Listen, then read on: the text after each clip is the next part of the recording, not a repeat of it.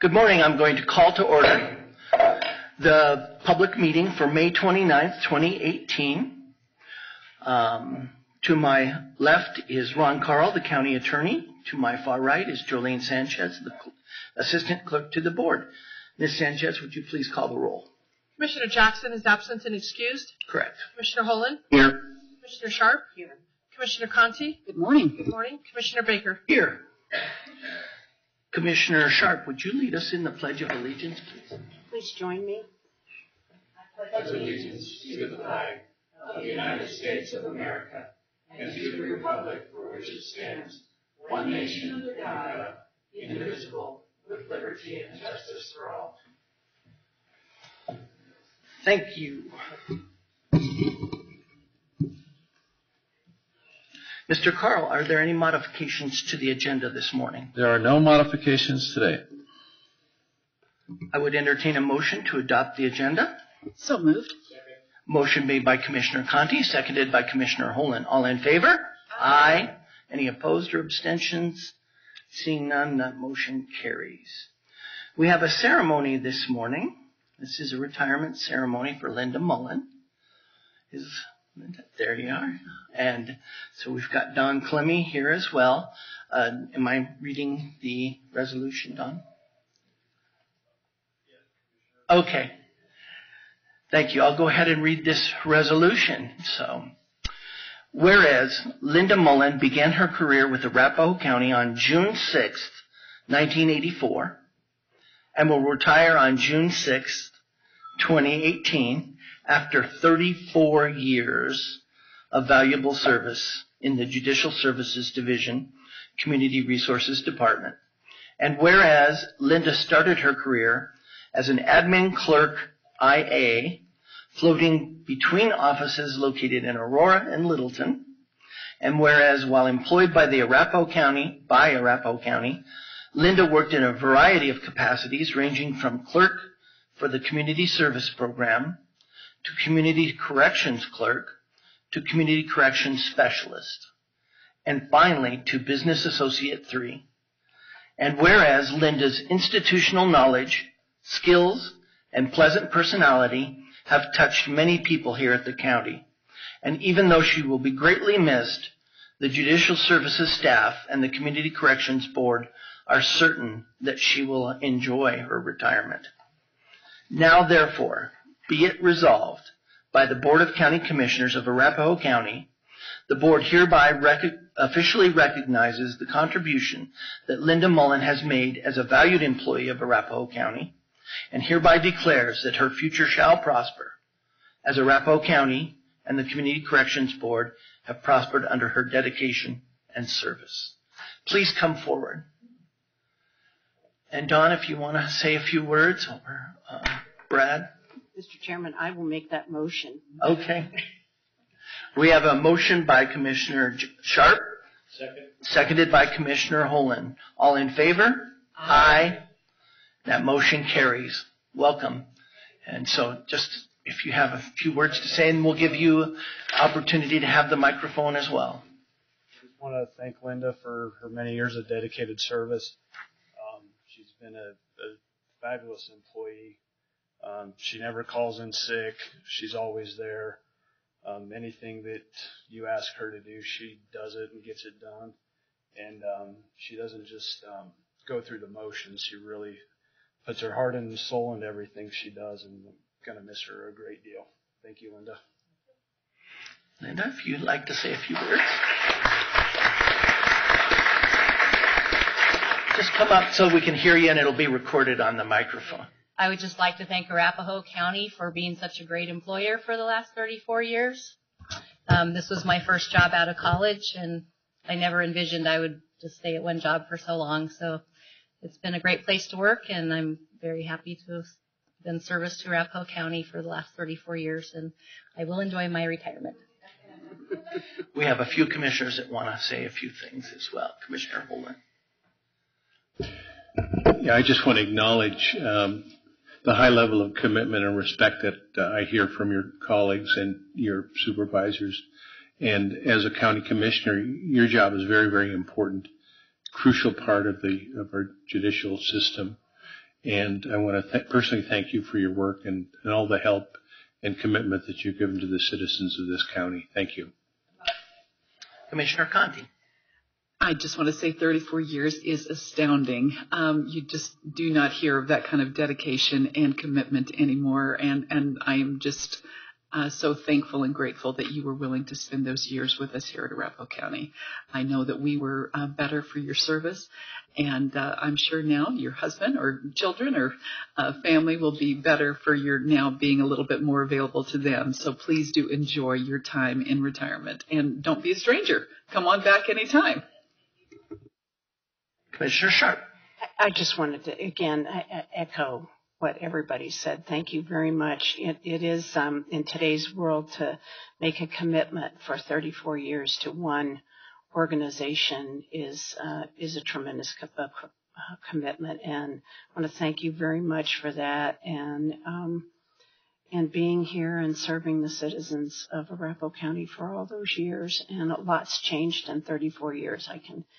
Even in I guess I've lived in Arapahoe County just about that amount of time, and maybe even a little bit longer, but it's grown and changed, and thank you very much for being part of those changes and that growth that we've experienced that really makes that all, that's a great service to our community and to our citizens. So thank you very much, and have a wonderful retirement.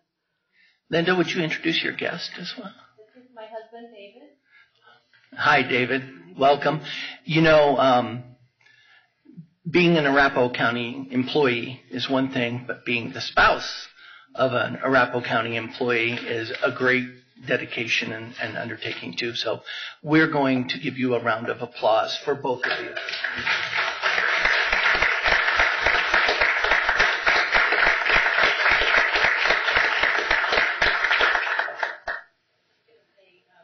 David is actually a former Arapahoe County employee. He used to work at the assessor's office, and that's how I found the job. He saw the posting.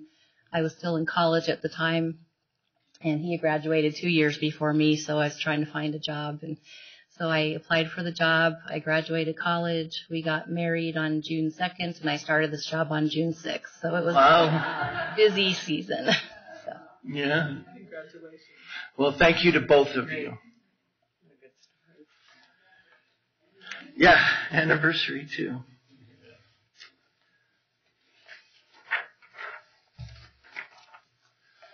This is citizen comment period. We would like to invite any citizens who have anything to address to the Board of County Commissioners that's not currently to be discussed in the public hearing agenda today. We will have a 3-minute time limit per person. And so is there anyone that would like to come forward?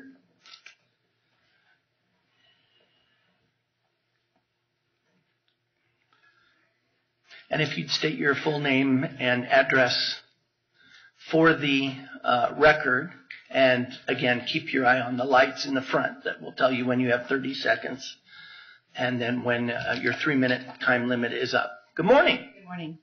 Becky Roberts, 714 and Bowden Mile Road, Watkins. ConocoPhillips' application for the Swan site contains false information about the number of wells that Conoco intends to drill, in violation of COGCC Rule 34-60-121-2. Conoco plans to drill 8 wells, but is applying for 1 well in order to avoid compliance with the COGCC rules, to avoid scrutiny from Arapahoe County, and to get a will-serve letter from Bennett Watkins Fire and Rescue. Conoco is not even hiding its intent for more wells because Watkins residents were told that this is just phase 1. The Swan application to Arapahoe County in 2016 clearly stated 8 wells in 3 phases.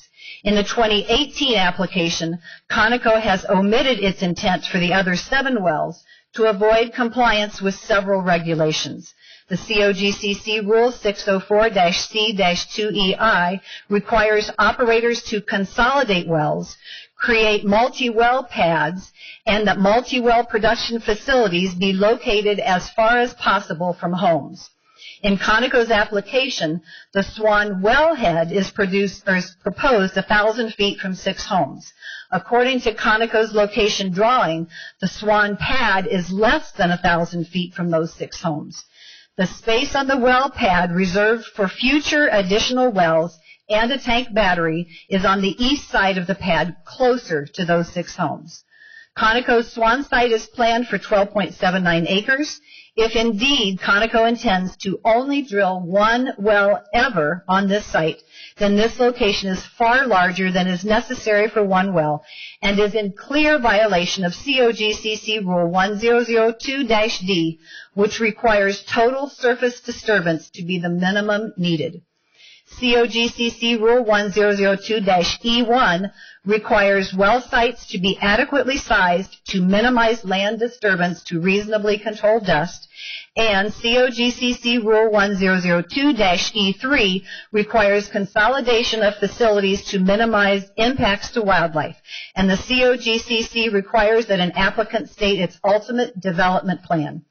During the Governor's Task Force in 2015, the COGCC wrote, quote, "The Commission does not intend to allow an operator to avoid qualifying as a large UMA facility by strategically coming back repeatedly to add wells to an existing location. Arapahoe County should require an alternative location analysis to determine if the location adjacent to Watkins Farm is the only option available. The solution is to require Conoco to use the current Prosper Farms well site on your map or the B&D well site to access the minerals targeted by this well, which would eliminate the Swan site altogether and comply with all COGCC rules." Thank you. Thank you, Ms. Roberts. Are there any other citizens here to speak to the board this morning? Thank you. And please state your name and address for the record, and keep your eye on the little lights there. Yellow will come on. I'm also here to talk to you about Swan. Okay. My name is Melissa Walkup. I live at 34542 East 7th Avenue, Watkins, Colorado. The Arapahoe County Development Code states that locations that present any impacts to public health, safety, and welfare that cannot be adequately mitigated may not utilize the administrative review process. Our community has given Arapahoe County numerous examples of how this site will impact the health, safety, and welfare of our community. The Swan application was initially withdrawn by Conoco because the Bennett Fire Protection District refused to grant the location a will-serve letter due to the size of the location, the proximity to homes, the lack of a water supply, limited foam equipment, and the lack of a safe egress for the Watkins neighborhood in the event of an emergency. Those issues still remain. There are only 2 differences with the current application, and neither of them improve the safety of our community. Firstly, Conoco is only applying for 1 well in their current application instead of the original 8. On the surface, this sounds like a great improvement in regard to safety for our community. However, anyone who is paying attention knows this is only temporary. You just heard from Becky. It's evident Conoco's intent to drill several wells hasn't changed, just their method of getting there has changed. Why would Conoco want the increased scrutiny of putting a ginormous 8-well, 32-tank oil and gas facility right next to our community when they can gradually add them at a later date? The second difference in the current Swan application is that Conoco has proposed a new emergency access road to the north of the Swan pad. Again, this sounds good on the surface, but it does little to improve the safety of the site and lessen the potential for a catastrophic impact to our community. The whole purpose of this proposed emergency road is a means of getting out of our community if something were to go wrong at the site. Let me remind you, egress means away from. This road would not be an egress for our community, as it would require our entire community to evacuate towards the Swan site. In fact, this proposed gravel road would bring us within 900 feet of the well site. What kind of emergency egress brings you closer to the very danger you were trying to escape? Let me just recap the situation. We have an oil and gas company trying to put a huge oil and gas facility as close as possible to our community. 25 feet closer, and it would automatically trigger an alternative site analysis requirement at the state level. Our community has no way out in the case of an emergency except for to travel towards this huge oil and gas facility. Both our current access road and Conoco's proposed emergency road would take us within 900 feet of the facility. 3, the proposed oil and gas site has no water supply. Any water needed would have to be trucked in. We were told this risk has been mitigated because Conoco has a contractor that would truck in water. Nobody can tell what the response time is for this contractor. Bennett Watkins Fire Rescue estimates 30 to 60 minutes. Let me remind you that fire doubles in size every 30 seconds. 4, our community relies on small rural fire department with limited capabilities. Bennett Watkins Fire Department is not ISO or NFPA certified. NFPA certification is the most basic standard for staffing and deploying resources in the fire service. And 5, and most importantly, Arapahoe County's Department of Emergency Response confirmed they have no written emergency plan or evacuation plan for this site. In fact, Lieutenant Fogg told us we should come up with our own emergency response plan, and with no egress might very well include sheltering in place. Shelter in place in a wood-framed building, that is too frightening to even comprehend. Again, please tell me how you're mitigating Swan's impact to our safety and why this has not been elevated to a use by special review. Thank you. Thank you. Are there any other citizen comments at this time? Good morning. And a reminder, please give us your name and address. I'm Margie Wright, 34755 East 10th Drive in Watkins. I'm here today to remind each of you that the residents of Watkins Farm Development still oppose the current site location for Conoco Swan site. I want to point out the following issues we are asking you, our elected representatives, to take into consideration prior to any decision on this site approval. ConocoPhillips is not being honest with you about the number of wells at the Swan site. Conoco requesting 1 well, but intends to drill up to 8 wells at this site in 3 phases on 12 acres. The alternative site analysis would be required. The COGCC Rule 604.C2E requires multi-well production facilities to be as far as possible from homes, requiring an alternative site analysis. Any analysis would demonstrate that a location west of Watkins Road on completely open country that is owned by Prosper Farms would be a common sense location. The number of trucks from all proposed gas sites in the Watkins 6th Avenue area would cause 82 to 282 vehicles trips per day. 6th Avenue is the only ingress-egress for the residents of Watkins Farm and the 80-plus homes to the south on Imboden Road. Conoco has proposed an emergency egress road from either 10th or 6th Avenue, which requires evacuation toward the Swan site. The size of the Conoco permit was denied a will serve, as mentioned earlier, by the Bennett Watkins Fire Department due to its size. Conoco has attempted to address these issues by falsifying its application. And then we've got the benzene in the air. The new studies that are out there now, the residents living within 500 feet of an oil and gas facility have elevated lifetime cancer risk that is 8 times higher than the EPA acceptable limits. Multiply this times the number of wells popping up in our eastern neighborhood, and you are putting a lot of people's health at risk. This is another reason why you should require Conoco to relocate this site to the west side of Watkins Road. All of the homes in Watkins Farm depend on wells for our drinking water. Any oil spills or the release of cancer-causing foams that are used to combat oil and gas well fires could impact the water wells of our 57-plus homes. The Arapahoe County Department Code states that locations that present any impacts to the public health, safety, and welfare that cannot be adequately mitigated may not utilize the administrative review process. We are requesting a use by special review to this due to the health, safety, and welfare of the current and future homeowners located near this Swan site. Thank you for the opportunity to voice my concerns and encourage you to represent the people that elected you by denying the submitted Swan site permit regarding this location. It belongs west of Watkins Road for everyone's safety and health. Thank you. Thank you very much. Any additional public comments? Welcome. And just for the record, please state your name and address. Good morning. My name is Cody Walkup. I live at 34542 East 7th Avenue in Watkins, Colorado. First off, I wanted to thank you for caring enough to host yet another open house regarding the Conoco Swan application.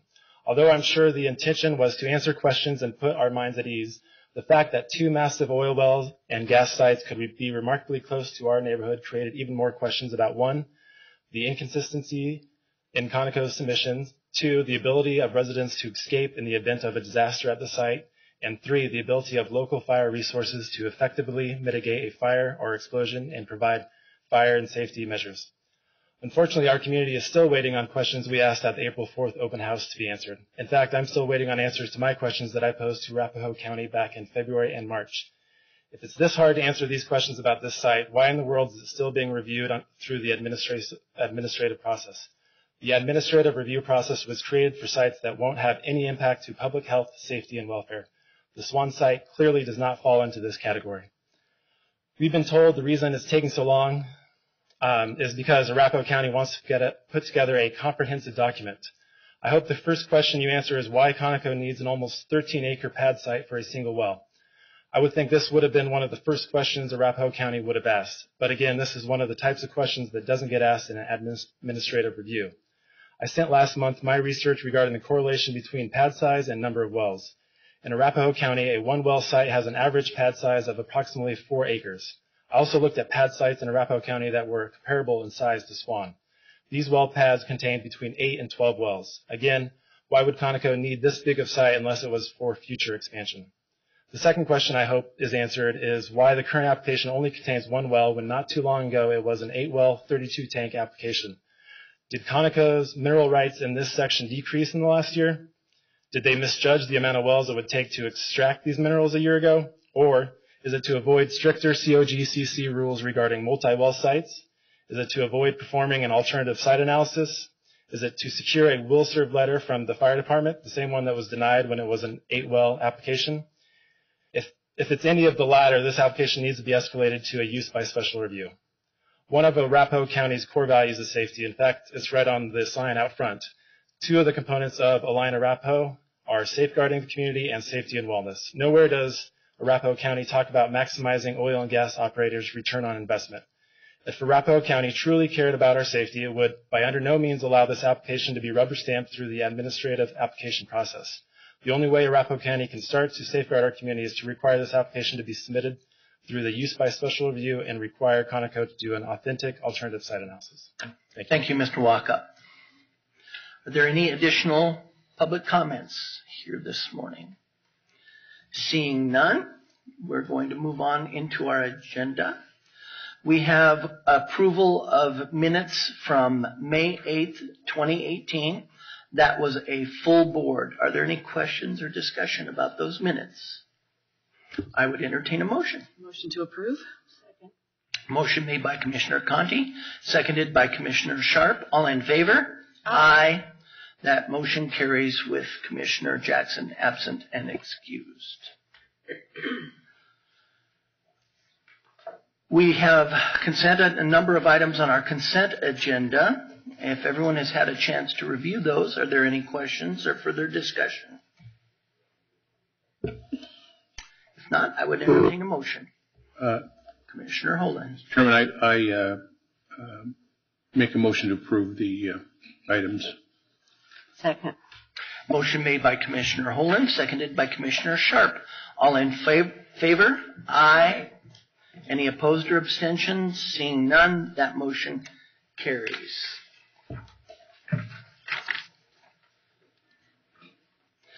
We have one general business item, a public hearing.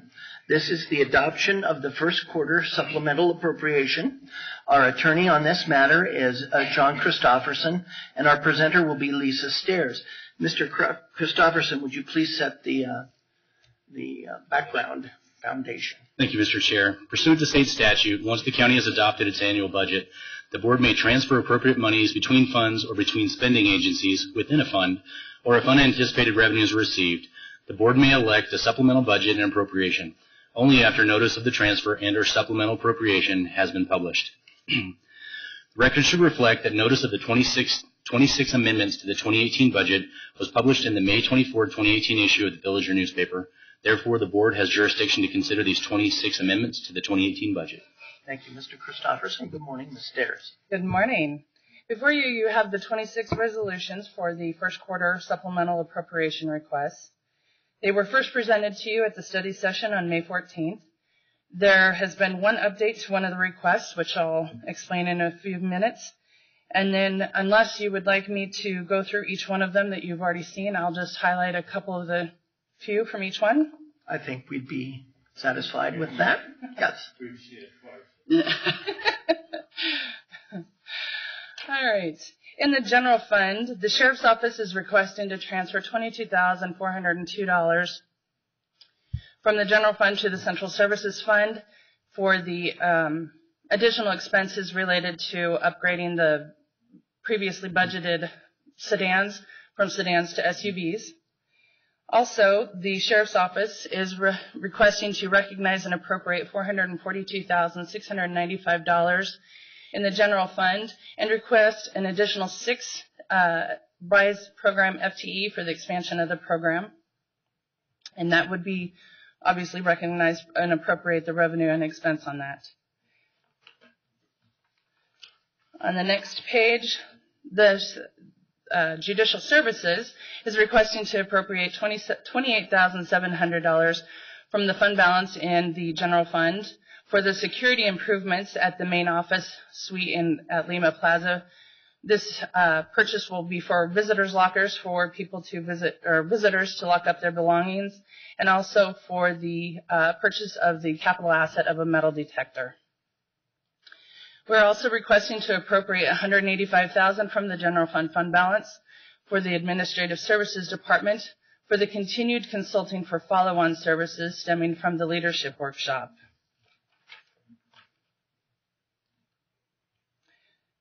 The Public Works and Development Department is requesting to appropriate $52,842 for the remainder of the year to request an additional 1 FTE for the building division due to the increased workload.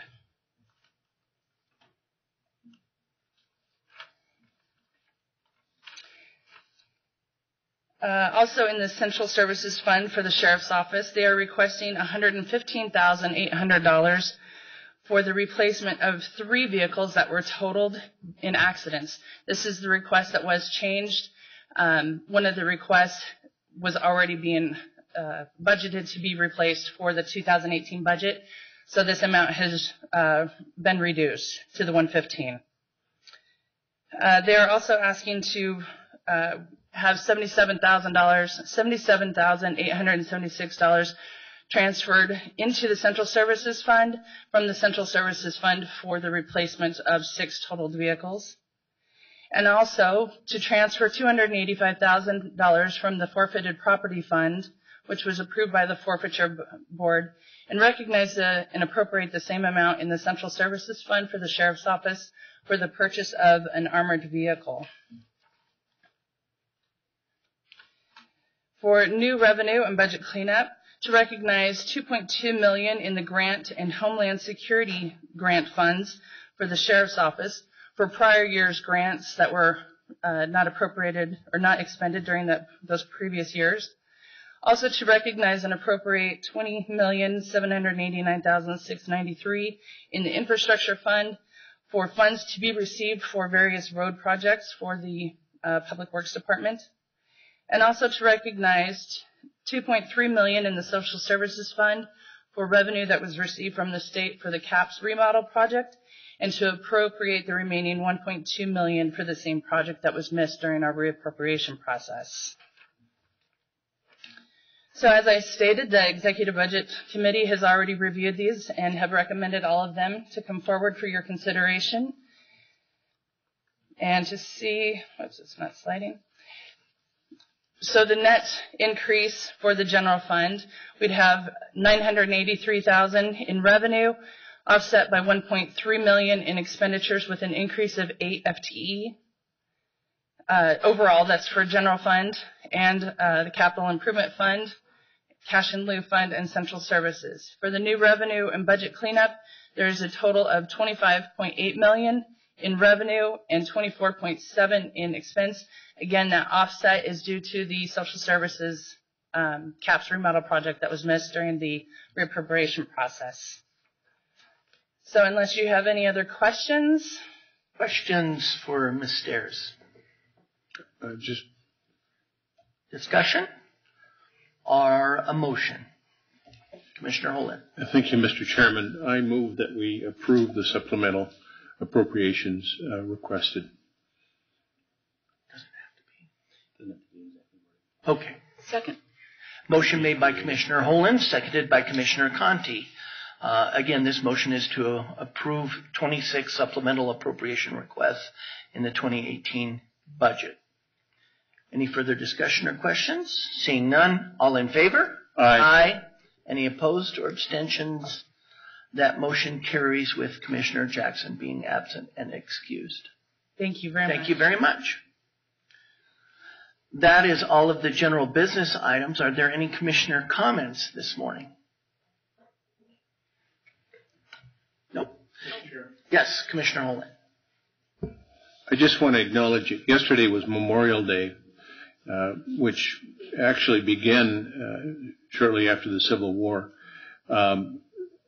We take time on Monday to recognize those who have served and lost their lives in the service of this nation. But we also have to recognize that there are 1 million of veterans who have been disabled and their lives made more difficult due to their physical and emotional injuries. So I just want to acknowledge that and thank all the veterans in this county and throughout the country who have served this nation with honor. Thank you, Commissioner Holden. If there's nothing else, meeting is adjourned.